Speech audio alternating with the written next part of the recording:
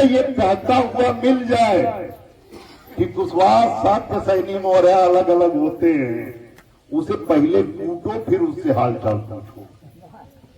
बात समझ में आ गई? नहीं तो सब कुछ खत्म हो जाएगा धीरे धीरे। ये शाक्य सैनी कुशवाहा मौर्य समाज को एक करने में हम सबके बाल पक गए।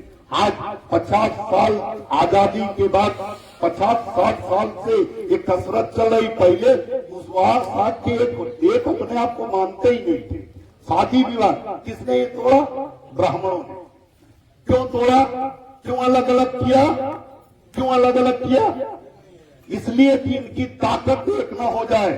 अगर कुशवाहा और शाक्य में छोड़ो, कुशवाहा में ही कई गोत्र हैं, मौर्य में ही कई गोत्र हैं जो आपस में पहले शादी नहीं होती थी। कुशवाहा में ही कई गोत्र हैं, क्यों बाबा? है कि नहीं? उन्हीं में शादी नहीं होती थी।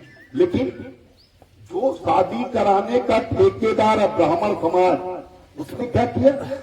उसने 2 नियम बनाए शादी के। शादी वही कराता था, लेकिन 2 नियम बनाए।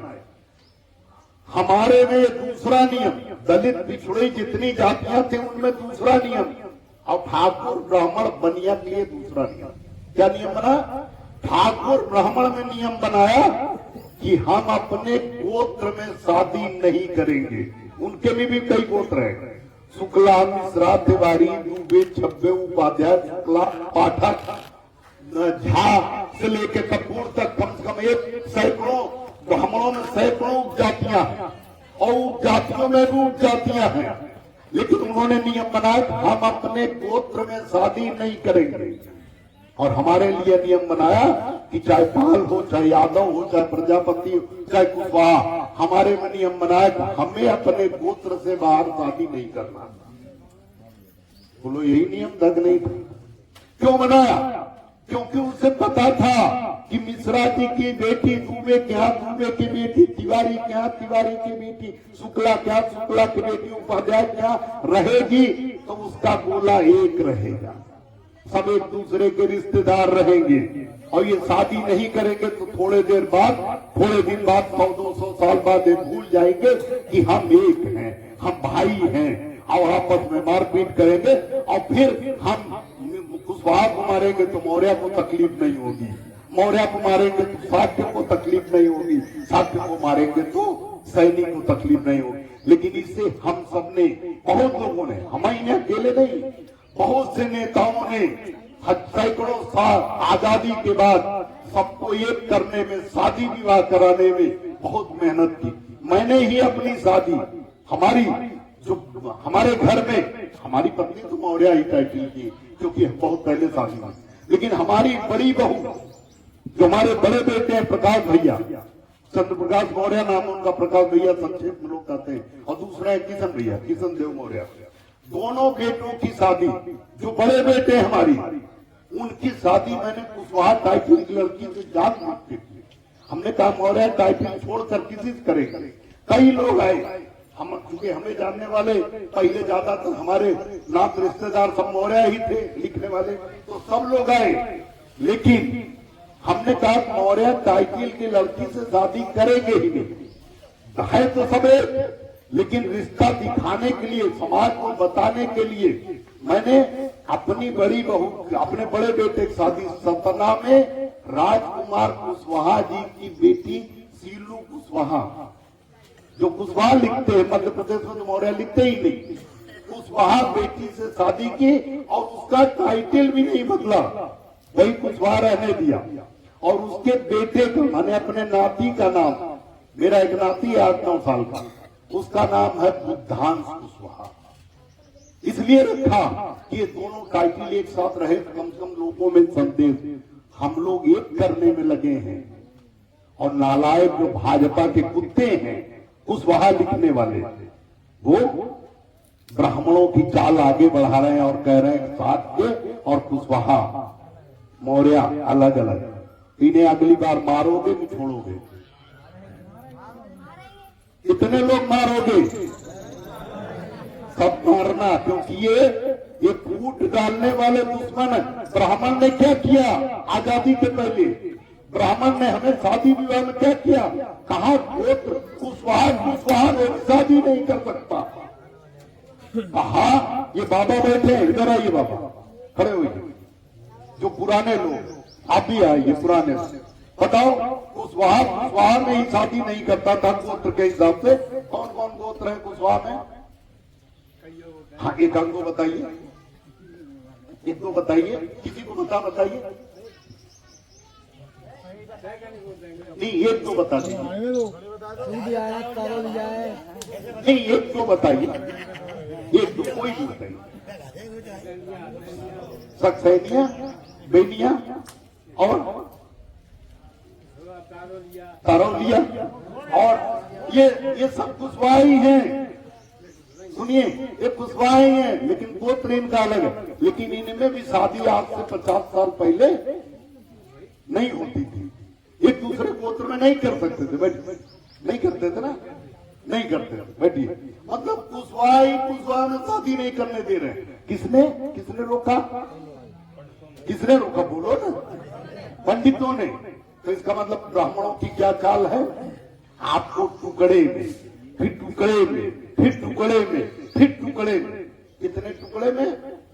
जितना टुकड़ा करने के बाद, जितना टुकड़ा करने के बाद वो आपको टूट सकता, उतना टुकड़ा करो। बात पहले ध्यान समझिए, चाल को, ब्राह्मणों की चाल को समझिए। उन्होंने टुकड़े, और अपने में कहा कि अपने गोत्र में शादी कर ही नहीं सकते। अपने गोत्र में नियम बना दिया कि कोई अपने गोत्र में कर ही नहीं सकता। तुम अपने गोत्र से बाहर नहीं कर सकते हो, और वो अपने गोत्र में नहीं कर सकते। चाल को समझिए।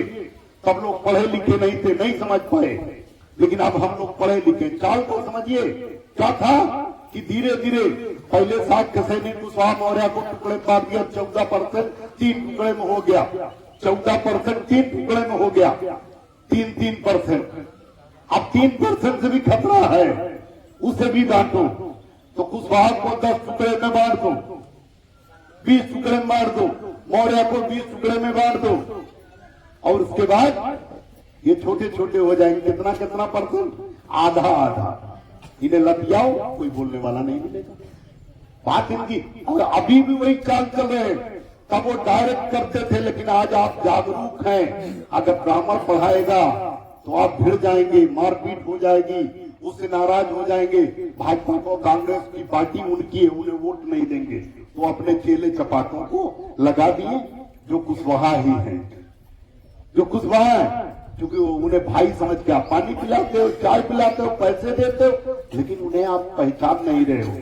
वो पीछे से आपके दुश्मनों के कुत्ते, जो हम बात सीधी बता दो कि अगर ये 14% समाज एक रहेगा तो फायदे में रहेगा, कि टुकड़े हो जाएगा तो फायदे में रहेगा?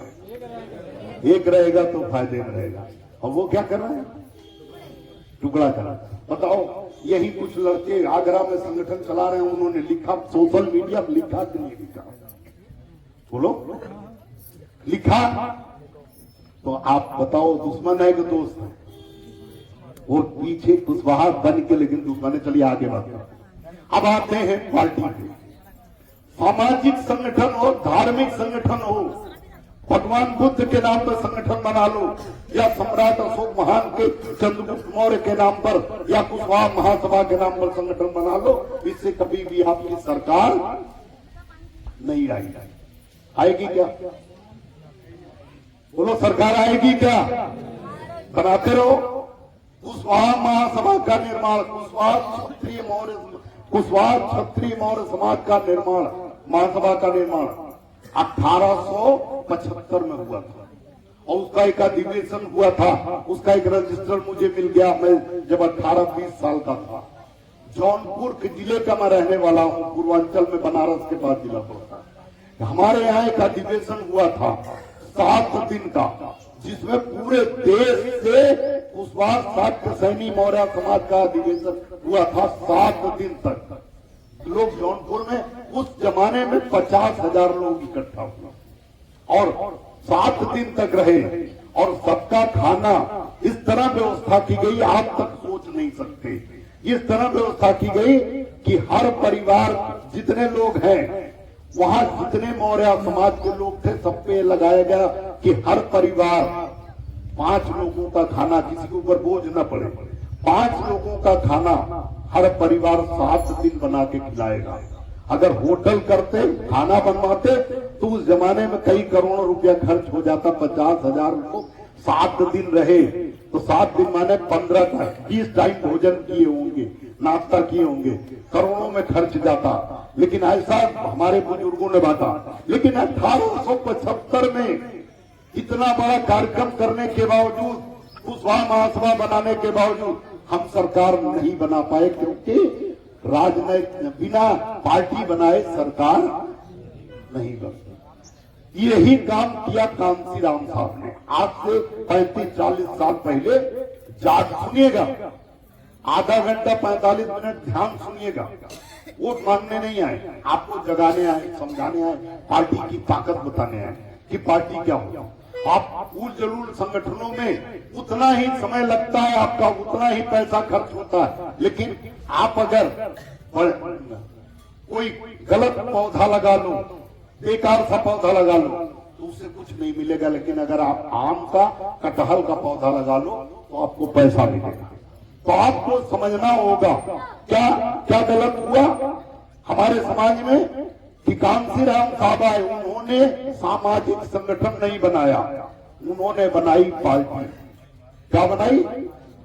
Party, Bahujan Samaj party. और बहुजन समाज पार्टी मजबूत हुई, जाटव समाज का एक झंडा बना, नीला झंडा और हाथी निशान।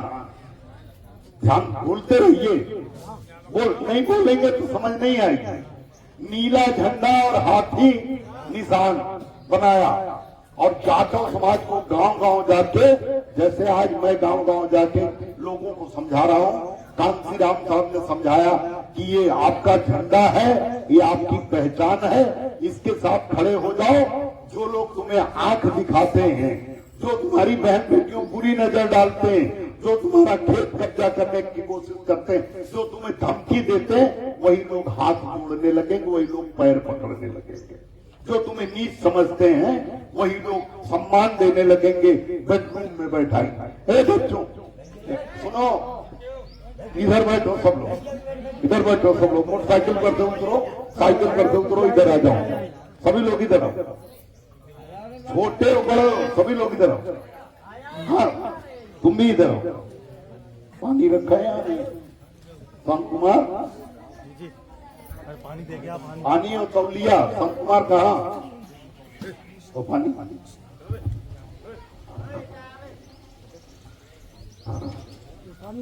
जो यहाँ बैठे नहीं तो अपने घर आराम से बैठे, जिससे कुछ काम भी कर सके, आराम ही करे। तो पानी नहीं लाए? अरे पानी यार, पानी तो लिया था मेरे को। कहाँ गया? कहाँ चला गया?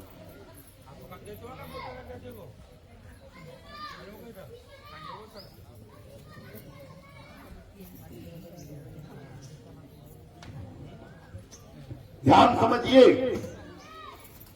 कि कांसीराम साहब ने जब झंडा और पार्टी बनाया, उसके पहले जाटव समाज की जब तक बसपा मजबूत नहीं हुई, बसपा जब तक मजबूत नहीं, सुनिए भाई, बोलते रहिए आप लोग भी। आपस इधर बैठने का मतलब ये नहीं कि आप लोग पीठ पीछे हैं तो आपस में पंचायत करिए, एक ही पंचायत में रहिए, एक ही पंचायत। जब तक बहुजन समाज पार्टी मजबूत नहीं हुई, तब तक जाटव समाज को लोगों ने नीचे बैठने के लिए मजबूर किया। कुत्ता और सुअर का जूठा बर्तन इस्तेमाल कर लिया, लेकिन जाटव समाज ने बाहर से भी लोटे को छू दिया तो फेंकवा दिया। फेंका गया कि नहीं फेंका गया? बताओ, क्या इंसान कुत्ते से गंदा हो सकता है क्या? इंसान, चलो जाटव समाज के लोग मरे जानवर उठाते थे, मान लिया, गंदा काम करते थे, मान लिया, लेकिन मुझे बताओ कि कुत्ता जो सवा जानवर खा के आया, जो जानवर का चमड़ा खा के आया, हड्डी खा के आया, जो आपके बगल में, घर के बगल में टट्टी पड़ी थी, वो खा के आया और आपकी बाल्टी में मुंह डाल दिया, कोई इतराज नहीं, धुल कर इस्तेमाल हो गई। और इंसान अगर वो मरे जानवर छूता भी था तो हाथ तो धोता रहा होगा। तो कुत्ते ने टट्टी खाने का ब्रश किया था क्या? माउथ वॉश किया था? फिर पंडित जी को कोई एतराज क्यों नहीं हुआ? हमें क्यों सिखाया गलत? लेकिन इसलिए सिखाया क्योंकि सबसे ज्यादा वोट उसके पास उनसे, अगर उल्लू नहीं बना कर रखते तो वो भी अपनी पार्टी बना लेता। इसीलिए चाहते थे उसे दबा के रखो, उसे उल्लू बना के, उसे चूतिया बना के रखो। इसलिए उसे इंसान का दर्जा ही नहीं दिया और इसीलिए आपको भी दबा के रखा, उल्लू बना के रखा, फूट डाल के रखा। क्योंकि वोट से राजा बनता है आजादी के बाद। जिसके पास वोट वो राजा। लेकिन वोट तो है, लेकिन देने का तरीका ना पता हो तो क्या कर लेगा? आपके यहाँ मोटरसाइकिल खड़ी है, गाड़ी खड़ी है, ट्रैक्टर होगा गांव में, चलाने आए तो मजा 20 काम कर लो। जिसे चलाने आए वो गाड़ी ले ले, एसी चला ले, लखनऊ तक चला जाए, ठंडे ठंडे दिल्ली चला जाए, ठंडे ठंडे दिल्ली चला जाए। और अगर जिसे ना चलाने आए वो कहां चला जाएगा? अगर वो चलाने की कोशिश करे तो अपना भी ऊपर जाएगा, कुछ लोगों को भी लेके जाएगा। तो इसलिए वोट है, लेकिन वोट देने का तरीका नहीं पता और वोट देने का तरीका समझाने आया हूं। अगर वोट देने का तरीका कुशवाहा समाज ने सीख लिया और जिसे लगता है कि मैं गलत बता रहा हूं, वो यही सवाल कर ले। मेरे जाने के बाद, सुनिए बात मत करिए, जाने के बाद सवाल नहीं करेगा, मेरे रहते सवाल करेगा। आप लोग जो इधर बैठे हैं सुन नहीं रहे, चूंकि मंच पे बैठ गए ना, सामने वाले सुन रहे हैं, आप लोग पीछे नहीं सुन रहे। हमने गलती किया बैठा के, नहीं सुना। आपको भी कह रहा नहीं सुन रहे, नहीं सुन रहे, ध्यान सुनिए, आपस में बात मत करिए। आधा घंटा 45 मिनट और लूंगा।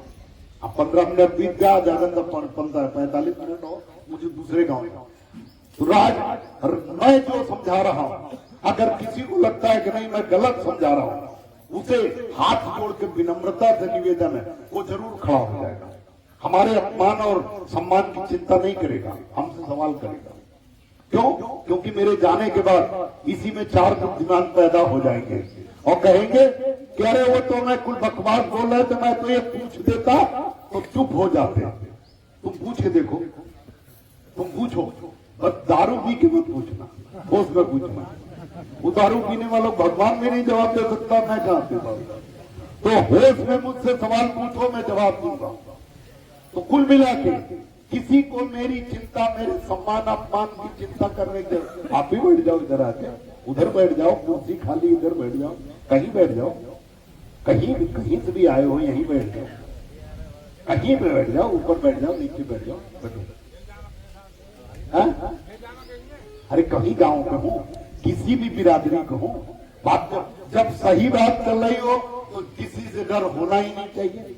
सही बात मैं कर रहा हूं, मैं जितनी बात तो जाट और समाज को नीच बना के इसलिए रखा जिससे वो अपने आप को इंसान ना समझ पाए और वोट की ताकत से राजा न बनने पाए। आज आजादी के बाद 26 जनवरी 1950 को बाबा साहब का बनाया संविधान देश में लागू हुआ। हे बच्चे नीचे बैठो, उधर देखने दो लोग। 1950 में संविधान लागू हुआ और संविधान बनने के बाद, संविधान बनने के पहले राजा रानी के पेट से पैदा होता था, माने राजा का बेटा राजा होता था। लेकिन अब राजा आपके उंगली के निशान से पैदा होता है। गांव का प्रधान हो, जिला पंचायत का सदस्य हो, विधायक हो, सांसद हो, मुख्यमंत्री हो, प्रधानमंत्री हो, ये सब आपके हाथ से बनते। अब आप वोट देने का तरीका ना आए बनाने, गलत बना दो तो आपको कुछ नहीं मिलेगा। जब तक सही तरीका नहीं सीखोगे, आपको 1000 साल वोट देने के बावजूद आपके हाथ में कुछ नहीं आएगा। आप यही खाली कहोगे कि सब साले नेता चोर होते हैं। नहीं, नेता चोर नहीं होते, आपको वोट देने का तरीका नहीं आता। कैसे, मैं भी समझा रहा। राजनीति बहुत आसान चीज है, लेकिन जलेबी की तरह टेढ़ी है। बहुत आसान है, समझना चाहो तो लाइन बाई लाइन गिन सकते हो और ना समझना चाहो तो सिर्फ उलझ जाओगे। राजनीति बहुत टेढ़ी है, लेकिन सीधे तरीके से समझना हो तो इस देश में जिसको वोट देने का तरीका आया वो ताकतवर हो गया। इस देश में सबसे ज्यादा वोट, इस प्रदेश में सबसे ज्यादा वोट जाटव समाज का है 15% और दूसरे नंबर पर शाक्य सैनिक कुशवाहा मौर्य का है 14% और तीसरे नंबर पर यादव समाज का वोट है।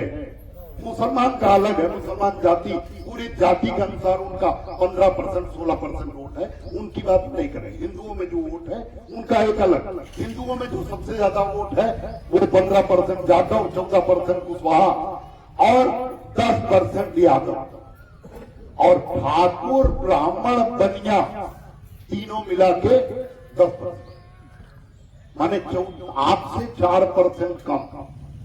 ठाकुर का 5%, 3% ब्राह्मण का और 2% बनिया का।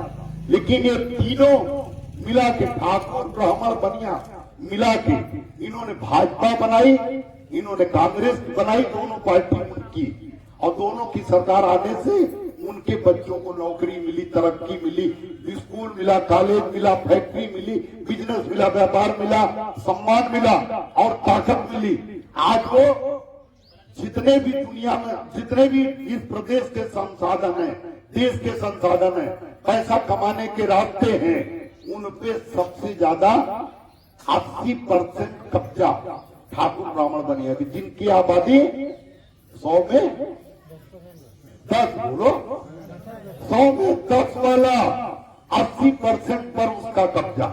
मतलब अगर घर में 100 रोटी बन रही है, अगर पूरे प्रदेश में 100 रोटी है तो 100 पे 10 भाइयों का कब्जा है और बाकी 20 में हम कुत्ते बिल्ली की तरह 90 लोग लड़ रहे हैं।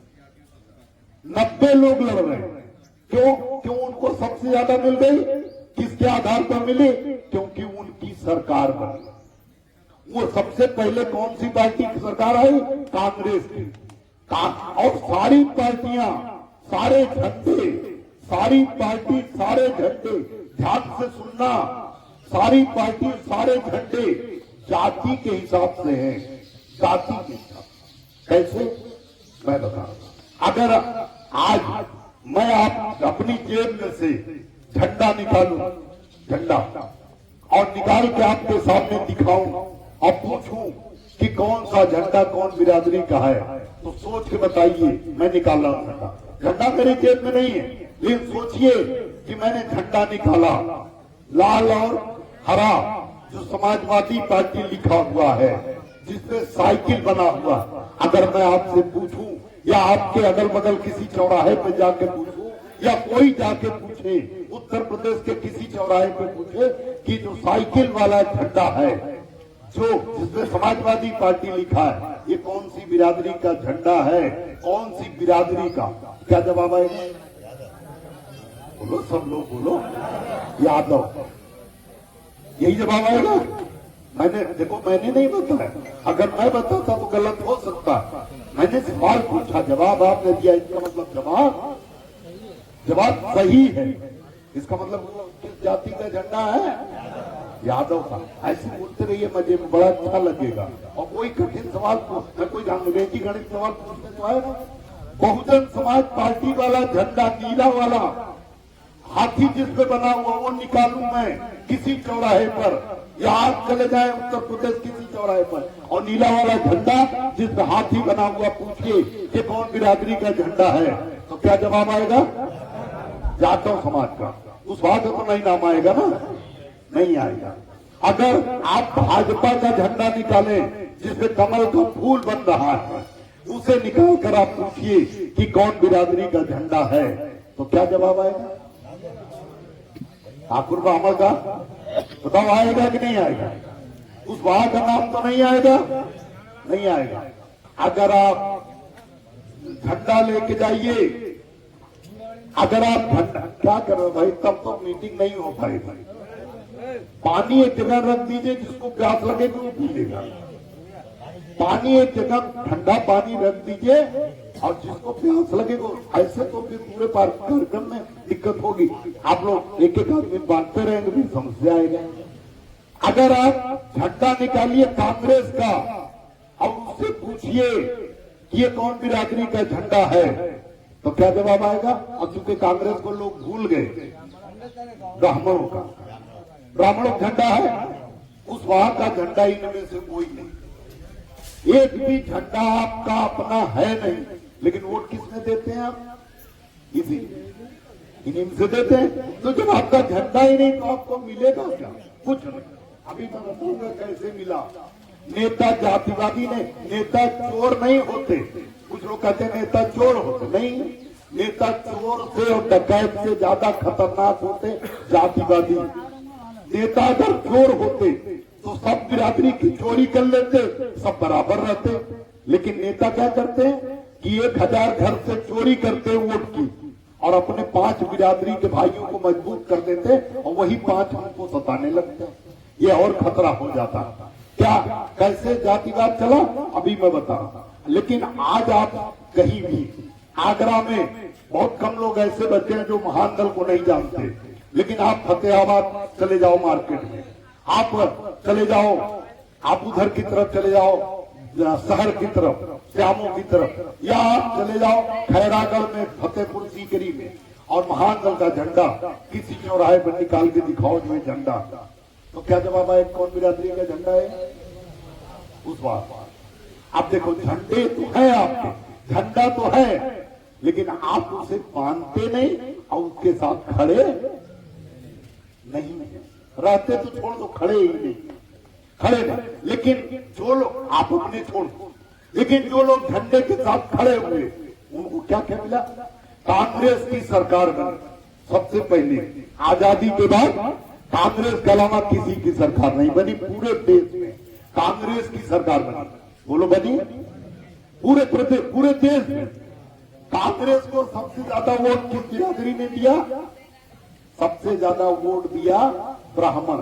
लेकिन ब्राह्मण के पास कुल कितना था? 3%। तो 3 से ज्यादा तो दे नहीं सकता।